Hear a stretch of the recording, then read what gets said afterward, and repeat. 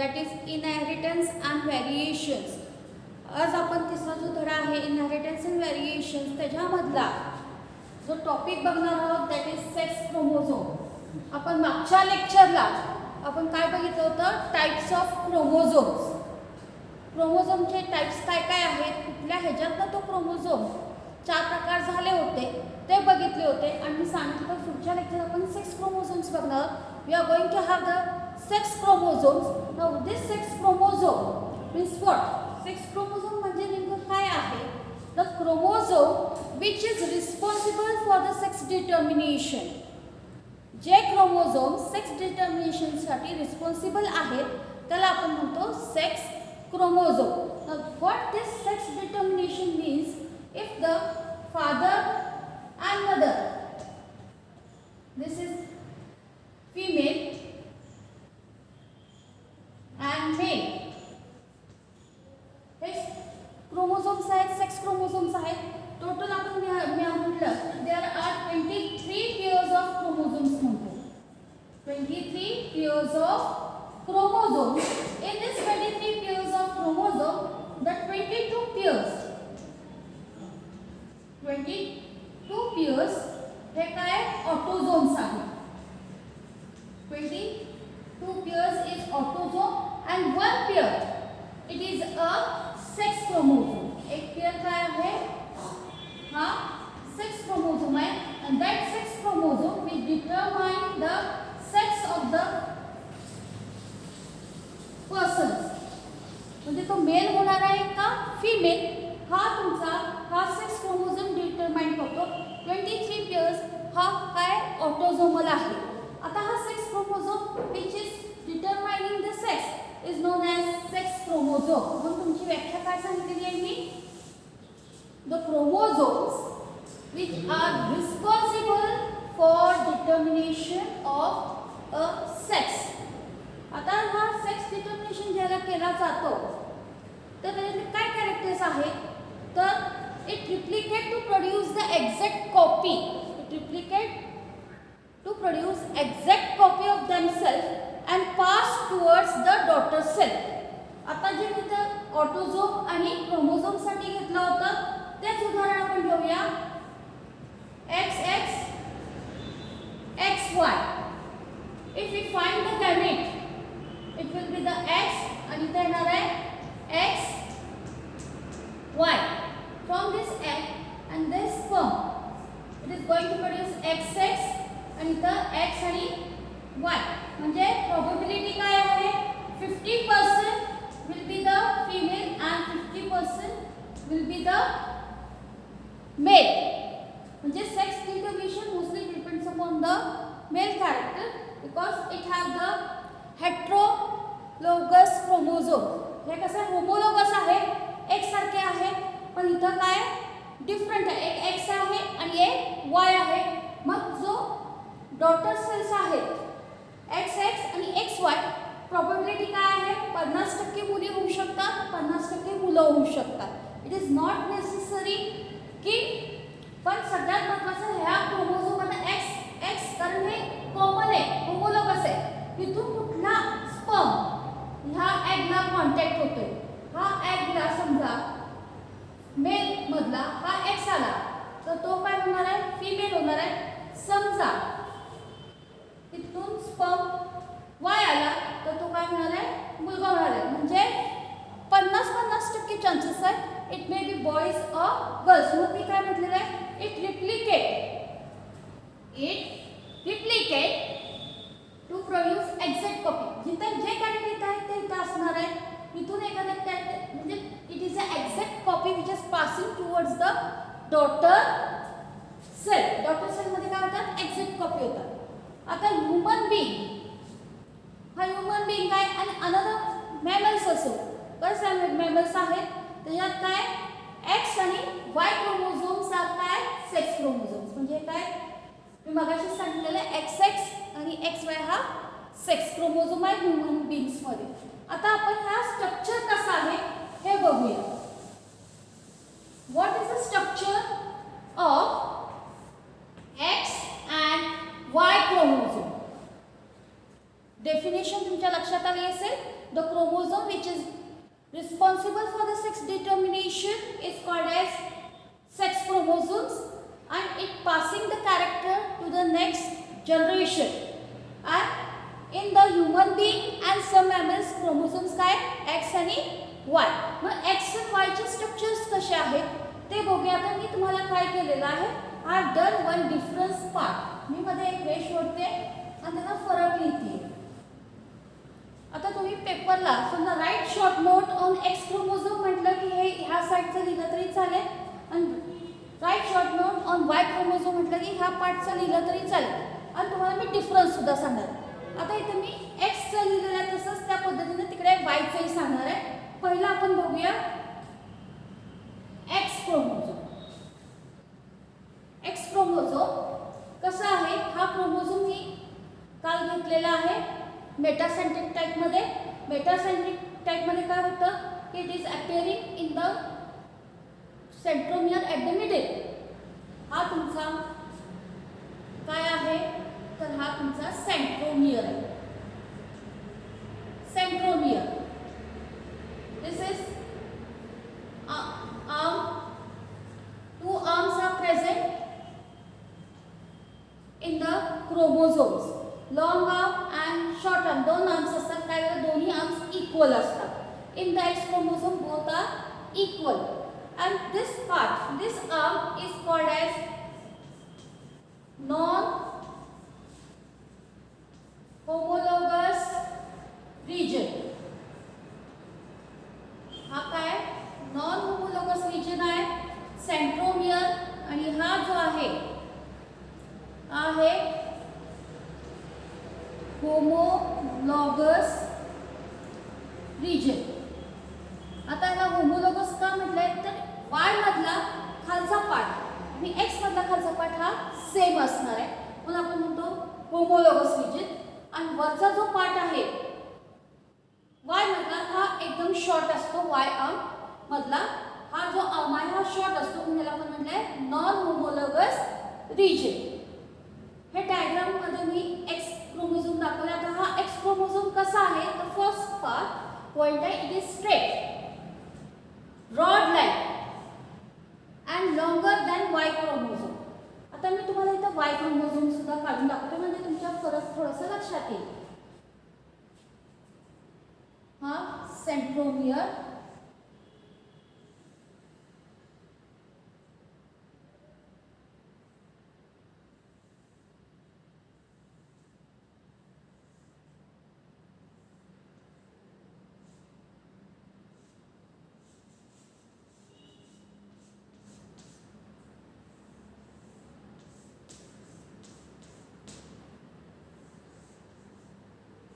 आता हा बघा का मी नॉन होमोलॉगस म्हटले कारण it is a shorter than X chromosome, म्हणून मी त्याला लॉंग म्हटले, लार्जर लॉंगर म्हटलेलं than Y chromosome.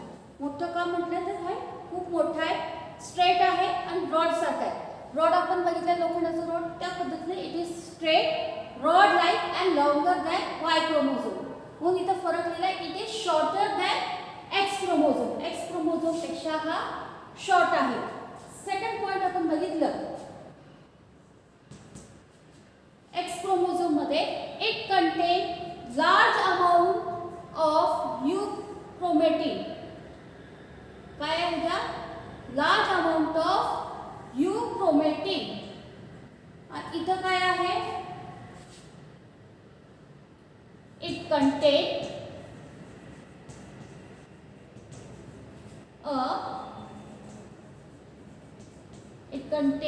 a small amount of euchromatin.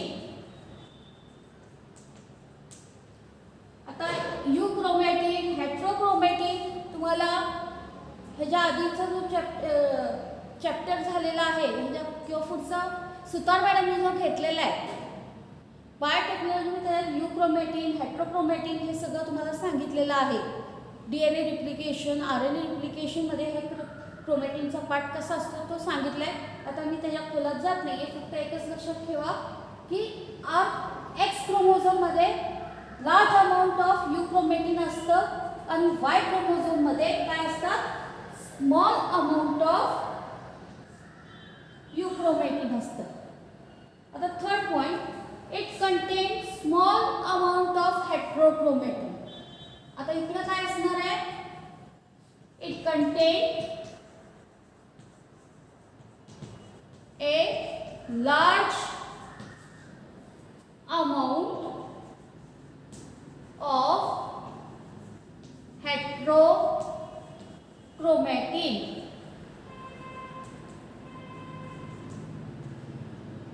इथं कसं असणार आहे, लार्ज अमाउंट मध्ये काय असणार आहे, हेट्रोक्रोमॅटिन इज प्रेझेंट. आता इथला चौथा पॉइंट आपण बघितला डिफरन्स मध्ये, तर X chromosome there is a large amount of DNA और एक्टिवेटिंग जीन्स.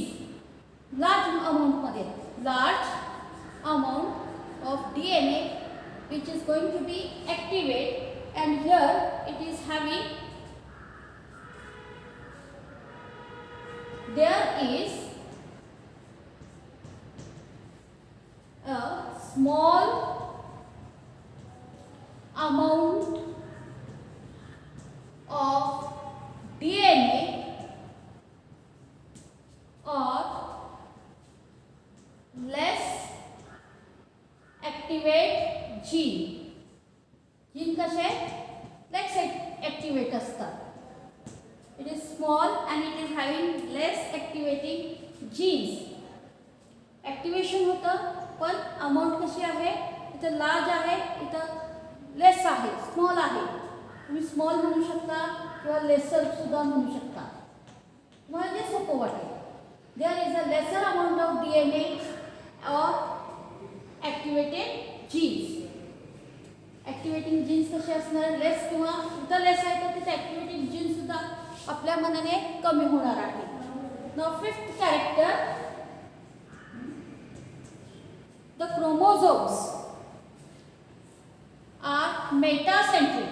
Chromosomes इथं कसे आहे, metacentric, because it is V-shaped structure, therefore it is a metacentric. Here the chromosomes, these chromosomes are acrocentric.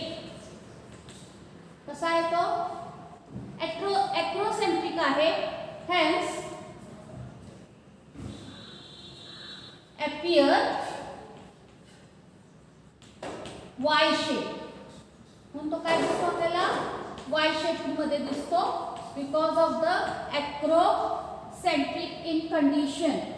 Acrocentric असल्यामुळे तो काय दिसतो, Y shape मध्ये दिसतो. Sixth character, it is found in both male and female. X chromosome male मध्ये पण आहे आणि फीमेल मध्ये सुद्धा आहे, but in this it is only found in male. Y chromosome कधीही फीमेल मध्ये नसतात, it is only observed in the male only. It is found only in the male. याला अंडरलाइन केलं तर फक्त लक्षात ठेवायचं. It is found both male and female. It is found in only in male. Next character, non-homologous part. Non-homologous part show more genes than Y chromosomes. हा जो part आहे non-homologous which show more genes than Y chromosome. आता इथं Y chromosome मध्ये हा काय तुमचा non homologous chromosome आहे. का तर हा आर्म शॉर्ट आहे, म्हणजे ह्याच्यात जीन्स काय असणार आहेत, कमी असणार आहेत, आणि इकडे जीन्स मोठा असल्यामुळे काय असणार आहे, जास्त असणार आहेत. म्हणून इथं काय कॅरेक्टर आहे, नॉन होमोलोगस, non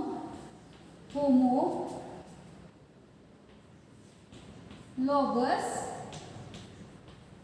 क्रोमोझोम किंवा पार्ट म्हणूया पण non homologous part shows less gene than X chromosome. X chromosome पेक्षा जीन्स काय असणार आहे तिथं लेस असणार आहे because the arm is very short. Next point, X-linked genes are present on X chromosome. म्हणजे हा X-linked जीन कुठे असतो X chromosome वर असतो आणि इथं काय असणार आहे Y-linked genes are present on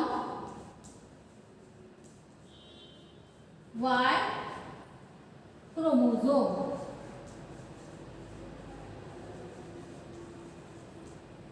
Is present on इथं X linked वर असणार आहे X क्रोमोझोम मध्ये आणि तो Y linked मध्ये काय असणार आहे कुठे असणार present genes on Y chromosome. Here genes ह्याच्यावर जे जीन्स प्रेझेंट आहे gene present on X chromosome gene present on X chromosome shows criss-cross inheritance.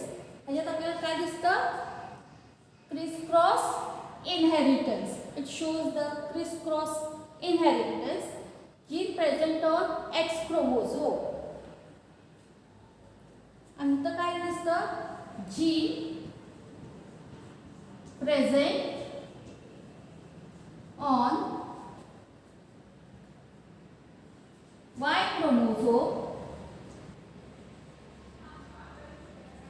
shows straight inheritance. Shows straight inheritance. Directly ते inheritance दाखवणार तिकडे तिकडे कुठेही जाणार नाही. इथं इकडे असेल तर तिकडे जाणार क्रिस क्रॉस होणार आहे तर इथं it shows the straight inheritance character. हे 9th कॅरेक्टर आणि हा 10वा कॅरेक्टर तुमचा डायग्राम. आता ह्या पद्धतीने मी तुम्हाला सेक्स क्रोमोझोम पुस्तकात पॅराग्राफ आहे मी तुम्हाला डिफरन्स मध्ये पण दिलेला आहे. You can write it on the form of short note also. 10 characters आहेत. 10 कॅरेक्टर्स तुम्ही व्यवस्थित पाठ करा नोटबुक मध्ये लिहून काढा. ही डायग्राम साईडला आहे ती फक्त इथं जागा नसल्यामुळे मी साईडला काढलेले आहे ते तुम्ही खाली काढायचे आहेत. आता इथं मी शॉर्टमध्ये लिहिलंय तुम्ही पूर्ण लिहायचं आहे. हा कुठला क्रोमोझोम आहे मोठा आर्म आहे तर हा होमोलॉगस आहे. मी मगाशी सांगितलं खालचा आर्म हा होमोलॉगस आहे आणि मधला हा पार्ट काय आहे सेंट्रोमियर. हे डायग्राम तुम्ही ह्याच्या खाली 10वा पॉइंट म्हणून काढू शकता. आता परत एकदा रिव्हिजन करण्यासाठी स्ट्रेट रॉड लाईन हा short large amount of euchromatin small amount of euchromatin small amount of heterochromatin large amount of heterochromatin large amount of DNA lesser amount of DNA activation less metacentric आहे acrocentric आहे. Found in both male and female. It is found only in male. Non-homologous part show more gene. Non-homologous part show less gene. X-linked, Y-linked. Gene show crisscross. Here the gene show straight inheritance. So in this lecture we have seen the sex chromosome. Next lecture we are going to have the next topic. That is the linkage of the sex. Thank you very much.